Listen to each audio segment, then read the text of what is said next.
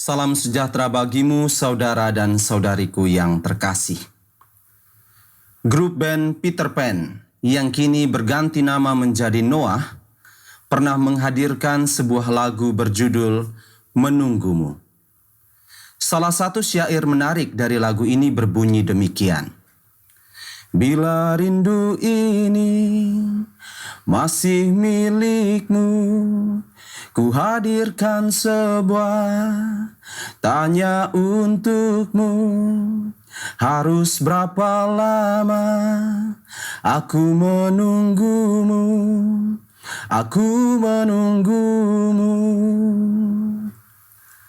Seturut penafsiran saya, pada bagian ini penulis lagu sebenarnya ingin menggambarkan bahwa sesungguhnya menunggu bukanlah hal yang menyenangkan. Menunggu itu sangat membosankan, bahkan menyakitkan. Tidak ada seorang pun di dunia ini yang betah untuk menunggu, apalagi mereka yang sedang dilanda rindu. Menunggu ingin segera dituntaskannya karena mendatangkan derita. Seperti dendam, rindu harus dibayar tuntas. Demikian judul sebuah novel karya Eka Kurniawan yang kiranya dapat mewakili gambaran relasi rindu dan menunggu. Saudara dan saudariku yang terkasih, kisah tentang 10 gadis yang akan menyongsong pengantin dalam Injil hari ini dari Injil Matius bab 25 ayat 1 sampai dengan ayat 13 juga memuat relasi tadi antara rindu dan menunggu.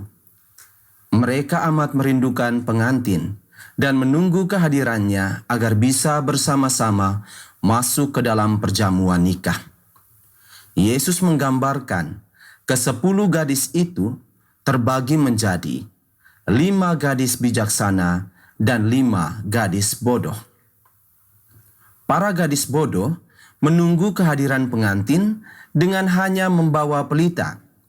Sedangkan para gadis bijaksana menunggu kehadiran pengantin dengan membawa pelita sekaligus minyak cadangan. Sampai pada gambaran ini, saya sangat yakin bahwa ke-10 gadis itu sudah diberitahu untuk menunggu hingga pengantin datang.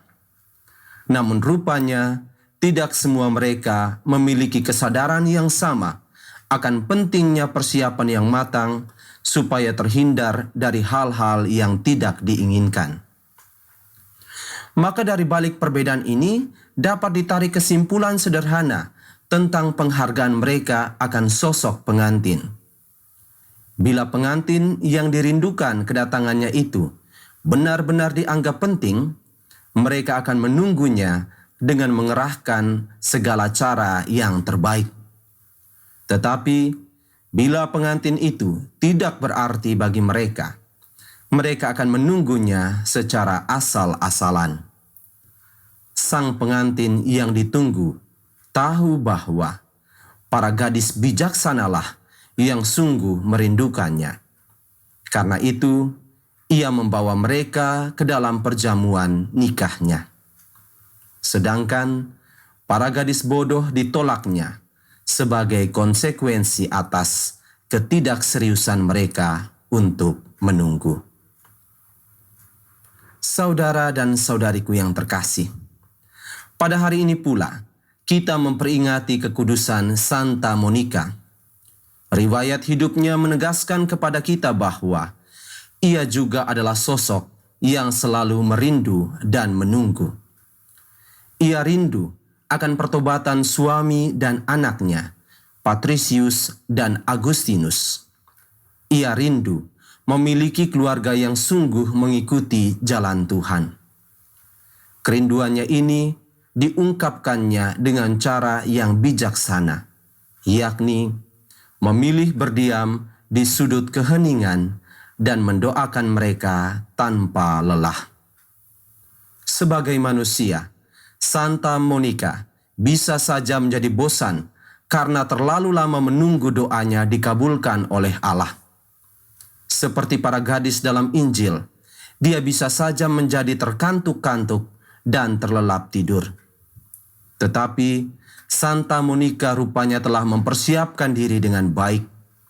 Ia menunggu dengan cadangan minyak cinta kasih yang membuat pelita harapannya tetap bernyala. Maka sang pengantin pun membalas kesungguhan hatinya itu dengan menobatkan suami dan anaknya.